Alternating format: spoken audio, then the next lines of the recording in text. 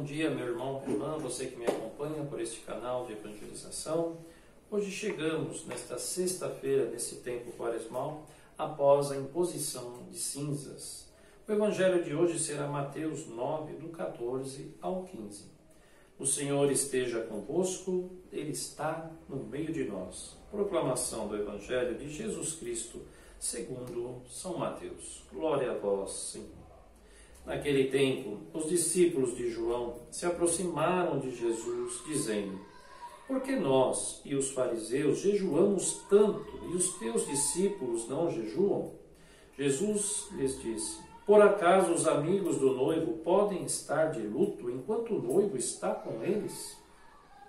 Dias virão em que o noivo será tirado deles. Então, sim, farão jejum. Palavra da salvação. Glória a vós, Senhor. Em nome do Pai, do Filho e do Espírito Santo. Amém. Meu irmão, minha irmã, o Evangelho de hoje fala diretamente sobre uma questão importantíssima e que faz, e sempre fez parte da vida da igreja, o jejum. O jejum que por muito, mas por muito tempo, esteve presente não só em momentos altos, vamos dizer, da igreja, mas o jejum era um cotidiano, em qualquer tempo litúrgico nas comunidades antigas, Hoje em dia nós temos diretamente o oferecimento do jejum na quarta-feira de cinzas e na sexta-feira da paixão de nosso Senhor Jesus Cristo, Isto tido como dias oficiais para a prática do jejum. Mas o jejum pode ser feito a cada dia também, com uma recomendação da igreja, sempre, com exceção do tempo de Páscoa, do tempo do ressuscitado, que não se deve fazer jejum. Pois bem, para entender um pouco mais essa questão, hoje nós temos a passagem do Evangelho, no capítulo 9, que diz que as pessoas se aproximam de Jesus e perguntam, por que nós e os fariseus jejuamos tanto e os teus discípulos não jejuam? E Jesus diz claramente, Por acaso os amigos do noivo podem estar de luto enquanto o noivo está com eles, De fato, Jesus está no nosso meio, estava com os seus lá. Ele é o Filho de Deus, o Messias, o Salvador, aquele que dá sentido à vida. Portanto, a presença de Jesus significa, de fato, as bodas do Cordeiro de Deus, Ou seja, é sempre festa, é sempre alegria, é sempre abundância. Não há uma necessidade de jejum com aqueles que estão com Cristo e se alimentam não só fisicamente com Ele, mas se alimentam dele, pelo seu exemplo, pela sua palavra, por seus ensinamentos e a sua prática correta de vida. Esses discípulos de Cristo não precisam jejuar neste momento, mas o próprio Cristo diz: dias virão, sim, em que eles precisarão fazer jejum, porque lhe será tirado ali o Cordeiro, ele próprio, mas ele próprio ressuscitará no terceiro dia.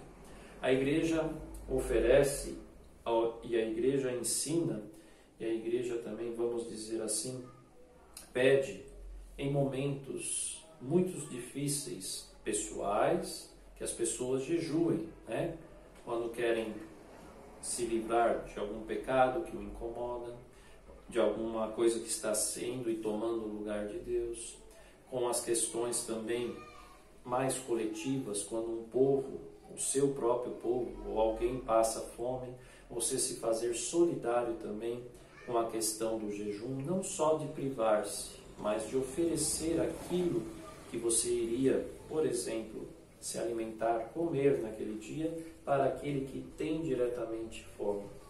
Mas principalmente, quantos ainda estão morrendo de fome, num jejum que não é um jejum de santidade, mas um jejum de privação do verdadeiro alimento, da palavra de Cristo para cada um de nós.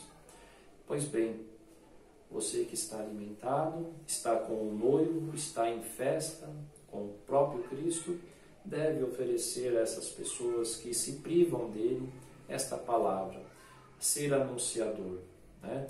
Ser ali convicto, claro, sem imposição, mas com o próprio testemunho de que foi alimentado, está tendo uma vida nova e gostaria também que essa pessoa tivesse a vida em Cristo, não em si mesmo. Muito bem. Nós sabemos que o jejum ele foi de fato muito vivido e valorizado na vida da igreja em todos os tempos, né? Porém, nós temos que entender que os tempos também vão se adaptando e mudando. Hoje o jejum é pessoal e ao mesmo tempo solidário. É isso que a igreja ensina, né? Pessoal para que cure as suas próprias feridas, expie os seus pecados e purifique, né? A você e a mim. E solidário porque tantos e tantas continuam aí sem um mínimo de condições, né? E ao mesmo tempo é o que nós chamamos de um jejum que se transforma num ato concreto, um dar, um oferecer, um alimento, uma ajuda, uma palavra para aqueles que sofrem e que também sofrem sendo nossos irmãos e nossas irmãs. Muitas vezes dentro das nossas comunidades, dentro da nossa família, na nossa cidade, como aqui em São Paulo, tão imensa. Certamente tem muito espaço para que o nosso jejum se transforme numa obra que agrade a Deus e a Cristo, na figura do outro, né? Que sejamos assim, né, meus irmãos e minhas irmãs, que nós possamos assumir o jejum com um sentido novo, porque de fato nós seguimos a Cristo e Cristo é a novidade do Pai que nos ensinou a ser novos, uma nova criatura pela força do Espírito Santo no nosso batismo, né? Sejamos confiantes que nesse tempo de Quaresma possamos ir novamente revivendo, aprendendo cada vez mais o sentido que nos fortalece na nossa fé e para a prática de uma vida sacramental constante, dia a dia, solidária e ao mesmo tempo purificadora para cada um de nós. Amém. O Senhor esteja convosco, Ele está no meio de nós. Abençoe-vos Deus Todo-Poderoso, Pai, Filho e Espírito Santo. Amém. Ó Senhor, não desprezeis um coração arrependido.